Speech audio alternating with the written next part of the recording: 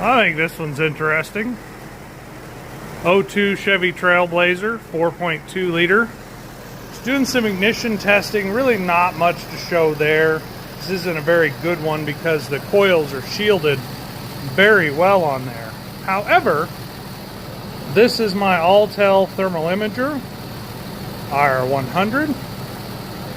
And I thought this was very interesting.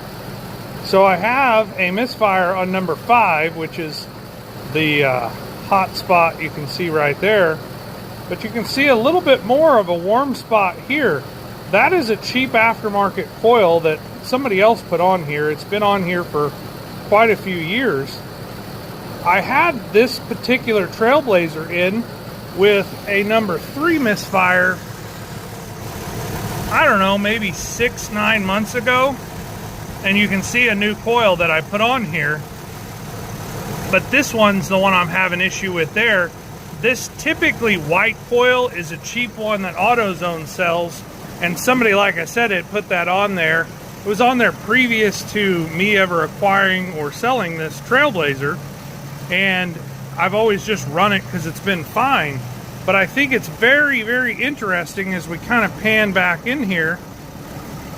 There's clearly something going on with that particular, maybe normal for that one, maybe the heat sink isn't quite as good, but we clearly have an issue with number 5.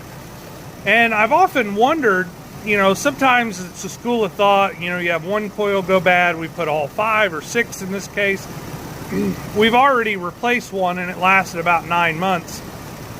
I don't think it's been a year for sure. I could go back and look at my records, but these honestly are very good coils from General Motors. This particular Trailblazer has been very well cared for. It's in good shape.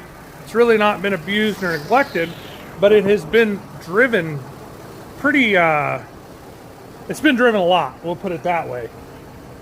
And so I've got my Snap-on D10 in here, but we're looking at 313,000 miles.